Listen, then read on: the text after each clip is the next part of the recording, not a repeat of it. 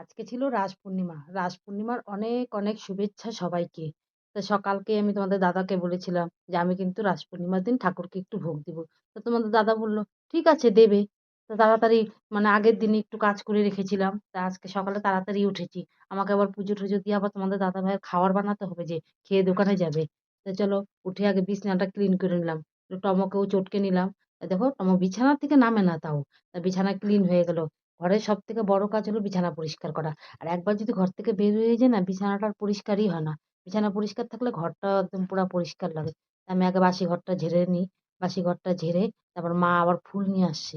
তা মা আমাকে ফুলটা দিল। তারপর ফুল দেখিয়ে ওই যে আবার বাইরে একটু কাজ ছিল বারান্দা-ঠারান্দাগুলো একটু ঝাড় দিয়ে নিলাম। ঝাড় দিয়ে চলে গেলাম একদম আমি স্নান করতে। স্নান করেই ঠাকুর ঘরে চলে আসলাম। এটা আমার নিরামিষ রান্নাঘর। এখানে আমি সব ঠাকুরের জিনিস বানাই একাদশীর দিন মানে প্রসাদ বানাই এখানেই করি আমি। তো চলো আমার পায়েসটাও হয়ে গেল গল্প করতে করতে। তা পায়েস বসিয়ে আমি আটাটা মেখে রেখেছিলাম। তা আটা মাখা থাকলে পরে না লুচিগুলো কিন্তু খুব সুন্দর হয়। তো দেখো এখানে আমি তেল বসিয়ে দিয়েছি। তো তেলও গরম হয়ে গেছে এদিকে লুচিগুলো আমার বেলা হয়ে গেল। তা লুচিগুলো দেখো কত সুন্দর ফুলছে। ঠাকুরের জন্য মন থেকে কিছু করলে না মানে জিনিস ওইটা ওটা কিন্তু ভালোই হয় কিন্তু। তো চলো লুচিও ভাজা কমপ্লিট হয়ে গেল আমার। তা লুচি ভেজে একদম সুন্দর একটা কাপড় পরে ঠাকুর ঘরে চলে গেলাম। তো দেখো তোমাদের দাদা ভাইও কতগুলো আবার ফুল নিয়ে আসছে। ফুল দেখে তো আমার কি খুশি লাগতেছে। আজকে এত ফুল দিয়ে পূজা দেব। তা শাড়ি পরে পুজোর কাজ করতে কিন্তু ভালোই লাগে কিন্তু। তা আমার তো শাড়ি পরতে ভালোই লাগে।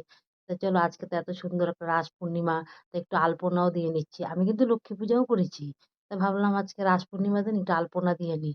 তা অনেকে তো আজকে রাস পূর্ণিমাতে অনেকে লক্ষ্মী নারায়ণের পূজা করে। তা তোমরা কি কেউ আজকে পুজো করছো? কমেন্ট করে জানাবা কিন্তু। তা চলো ফুল দিয়ে আমি সিংহাসনটাকে সুন্দর করে আগে সাজিয়ে নিলাম। তারপরে ভোগ রান্না করছি সেটাকে নিয়ে আসলাম এই ঘরে। তা দেখো বেশি ফুল দিয়ে পূজা দিতে কিন্তু খুব ভালো লাগে। তো এখন তো এই যে কয়েকদিন বেশি ফুল স্যাপালি স্যাপালি ফুল পদ্ম ফুল থাকবে। আর কয়দিন পরে তো ফুলই থাকবে না। তখন ওই গাঁদা ফুল কিনে এনে পুজো দিতে হবে। কেনা ফুল তো আর এত দেওয়া যায় না সিংহাসন ভরে। তখন ওই ২-৪ টা ফুল দিয়ে পূজা দিতে লাগে। তখন একদম ভালো লাগে না। সিংহাসনটা খালি খালিই লাগে। তা আমার ঠাকুরকে ভোগ দেওয়া হয়ে গেছে। আজকে ভাবলাম কি একটু নারকেলের ছোবা দিয়ে ধূপ দিই। ধূপের গন্ধ সারা ঘরে থাকলে না কি ভালো লাগে। মনে হয় কি মানে পূজা পূজা মনে হয়। তা আমি আরতি করাও কমপ্লিট হয়ে গেল। আগে তো সবাই আমাদের মা মাসিরা কাকিরা দেখেছি সন্ধ্যাবেলায় প্রদীপ জ্বালাতো মানে নারকেলের ছোবা দিয়ে ধূপ দিত। এখন তো সব মানে মডার্ন হয়ে গেছে। ধূপকাঠি মোমবাতি ঘর কালি হয়ে যাবে এই জন্য কেউ নারকেলের ছোবা জ্বালায় না। তো আমার পূজা কমপ্লিট করে শাকটাও বাজিয়ে নিলাম। তা তোমরাও ভোগ দর্শন করে নাও। তা তোমরা কারা কারা আজকে ঠাকুরকে ভোগ দিচ্ছ জানাবা। আমার ভিডিওটা যদি